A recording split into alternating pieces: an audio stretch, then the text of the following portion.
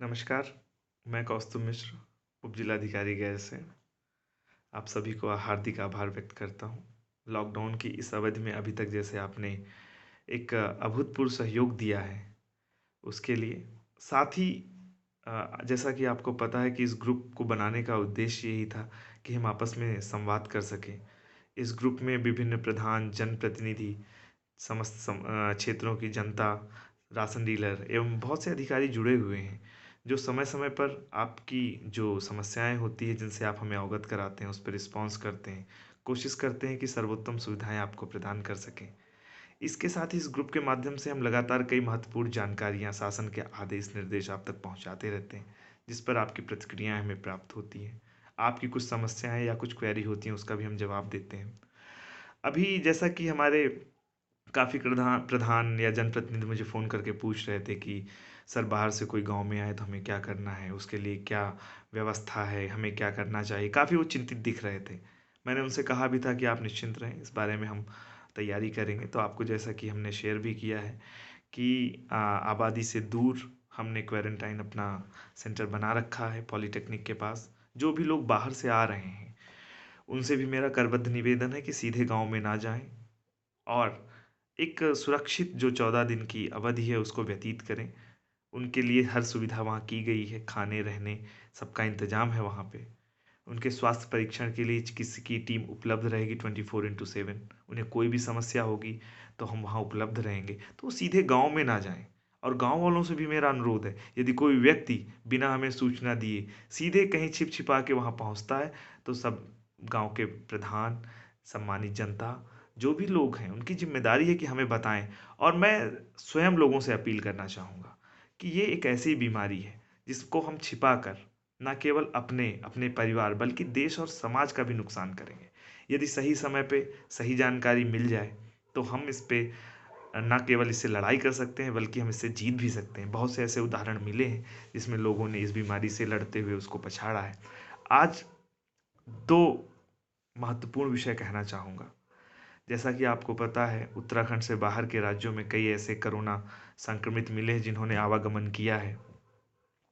ऐसे में जो भी लोग बाहर से आ रहे हैं, उनके लिए ज़रूरी हो जाता है कि वो जो हमने व्यवस्था की है, प्रशासन के द्वारा क्वारंटाइन की व्यवस्था की गई, उसमें आके रुकें। उनका उसमें सुबह शाम ना केवल स्वास्थ्य परीक्षण होगा बल्कि अन्य सुविधाएं भी प्रदान की जाएंगी।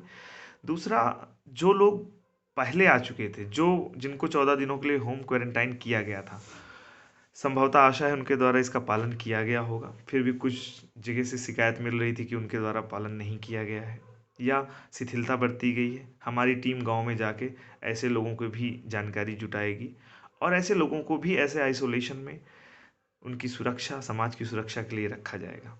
इसके साथ ही जो लोग बाहर से आए हैं, उनमें कोरोना की बीमारी के किसी प्रकार के सिम्टम या लक्षण प्रतीत होते हैं, वो घबराने की आवश्यकता नहीं है। सीधे हमें फ़ोन करना है, हमारी टीम उनको लेके जो हमने केंद्र बना रखा है उसमें रखेगी।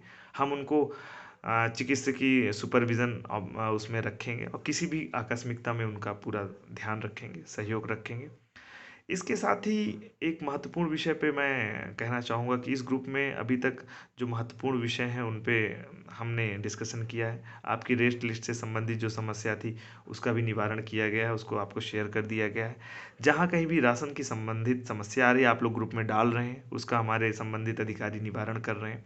हमें ये प्रयास करना है कि कोई भी व्यक्ति ऐसी स्थितियों में ना हो जिसके पास राशन की कोई भी समस्या हो। हमारे राशन के पैकेट जो वितरित भी किए गए हैं, आपने देखा है, पूर्णतः तैयार हैं। कहीं भी किसी भी आकस्मिकता में आपको हमारे कंट्रोल रूम का नंबर पता है, आप लगातार इस पे संपर्क भी करते रहे हैं। मैं फिर से दोहराना चाहूँगा, 0136 32 78 235। 0136 32 78 235। आपकी कोई समस्या हो, कोई सूचना हो या किसी प्रकार की अन्य क्वेरी हो तो आप इस फ़ोन पे बता सकते हैं।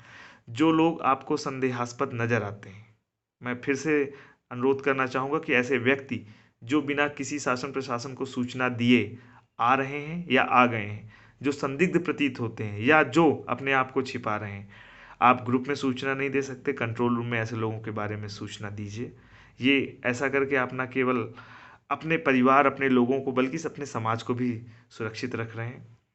इस घड़ी में मेरा आपसे बस इतना कहना है कि जब हमें पता है, बड़े बड़े रिसर्च के बाद, बड़े बड़ी विश्व शक्तियाँ फेल होने के बाद जब ये साबित हो गया, जैसा कि हमारे माननीय प्रधानमंत्री जी ने कहा कि सोशल डिस्टेंसिंग, अलग रहना, एकांत में रहना एक महत्वपूर्ण कदम है, इसी से इसको हराया जा सकता है। तो आखिर आप लोग किस मर्ज की दवा बाजारों में खोज रहे हैं? क्यों बाजारों में हैं?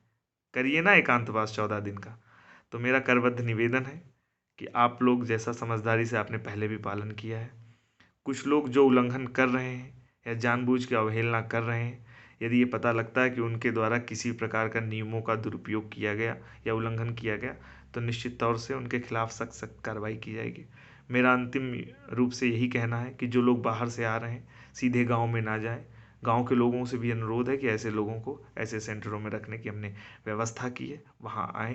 प्रत्येक प्रकार की सुविधा है, किसी प्रकार की आपको दिक्कत नहीं होगी। इसी निवेदन के साथ नमस्कार, जय हिंद।